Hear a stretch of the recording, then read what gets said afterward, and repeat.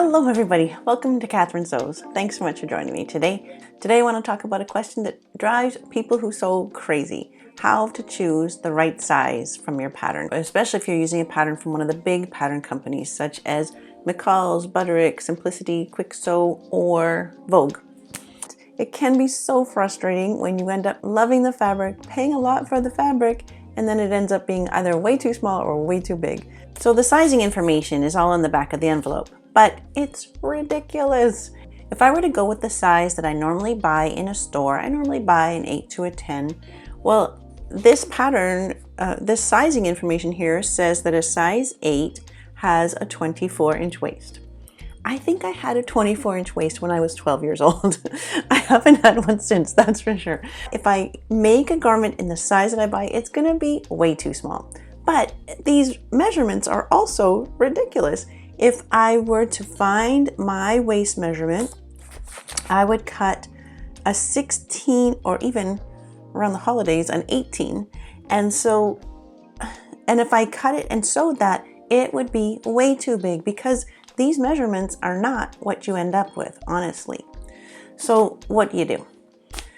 Okay, I'm gonna tell you quickly. It's actually not that difficult to figure out.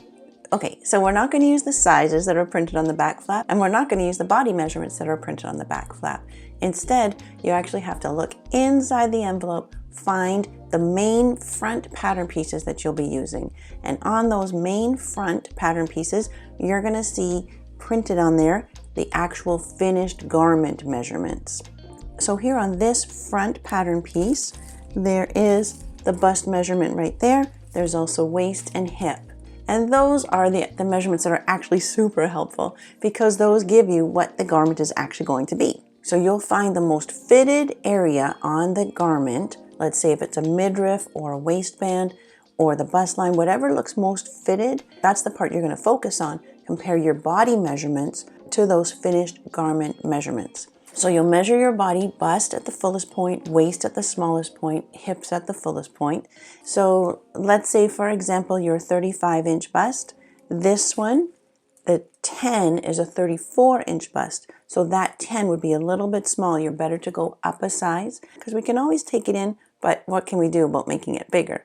If there's a flared skirt, for example, that finished garment measurement is going to include that whole flare. So it's going to be a lot bigger than your hip measurement, and that's okay. It's where the garment is most fitted. That's what you want to compare your measurements to. Good? So this circle with the crosshairs in the middle, that actually marks the bust point. And so notice this is the bodice front, and here are the finished garment measurements. So that's actually the most helpful measurement on the entire pattern.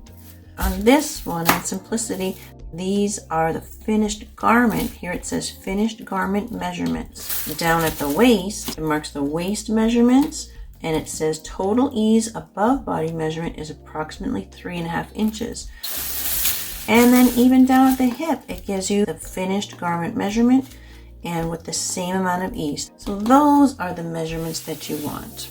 Now those finished garment measurements should be a little bit bigger than your body measurements just for some ease of movement or for ease of design if there's a flared skirt, for example. This one, for example, says a total amount of ease is 3.5 inches in the circumference or 9 centimeters. That is a lot. Most people don't want to have that much wearing ease or ease of movement. That's just kind of baggy. So you do want it to be a little bit bigger, but not by 3.5 inches. Maybe 1/2 inch at the waist, maybe 1 inch at the bust and hip. And if you're between sizes, then of course you'd go with the bigger size. So that's what I've been doing with my students, and their projects are just turning out to fit so nicely. It really does work. Now sometimes though, especially if you're using a smaller pattern company or you're buying a PDF online, I don't know if all of those companies put their finished garment measurements on the pattern pieces. So if you have a pattern that doesn't have those, then I'm going to show you how to just measure the actual pattern piece so that you have a measurement for the whole circumference of the bust, waist, and hip so that you can compare those measurements to your measurements. Let's pretend for a moment that this is from a company that doesn't give you that information. First, you're going to start with a guess. If it's a company you've worked with before and you've made up, let's say, their size 10 in the past, or in other pattern companies you're a size 10, then start with that as your best guess. So right here on the size 10, I'm going to come in 5/8 of an inch or 1.5 centimeters. That's the seam allowance. And also on this dress, there is a center front seam. And I also need to come in the 5/8 or 1.5 centimeters for seam allowance. And then in between, it takes me to 8 3/4. That's for 1/2 of the front. So if I just fold my tape measure in half, I don't have to do the math. 17.5 inches for the front. I would do the exact same process on the back. Add those two together to give you your full circumference of the finished garment measurement.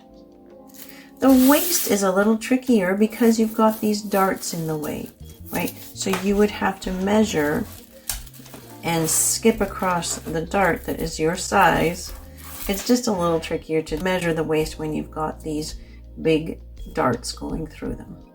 So for this one, I would take bust measurement and hip measurement. If you're in between sizes, go with the bigger size. Once you get it worked out, once you know that in McCall's you're a 14, then straight across the board in McCall's, you're probably going to be a 14. And also McCall's, Butterick, Vogue, and Quick Sew, they're all under the same parent company. So if you're 14 in one, you're probably going to be a 14 in the rest of them. Okay? Make sense? I hope that solves some of your fitting nightmares. It certainly has for me and for my students. If you found this video helpful, if you like this video, go ahead and give it a thumbs up and hit subscribe and hit the little bell so that you get notified every time I post a new video, because it's great to have you on board.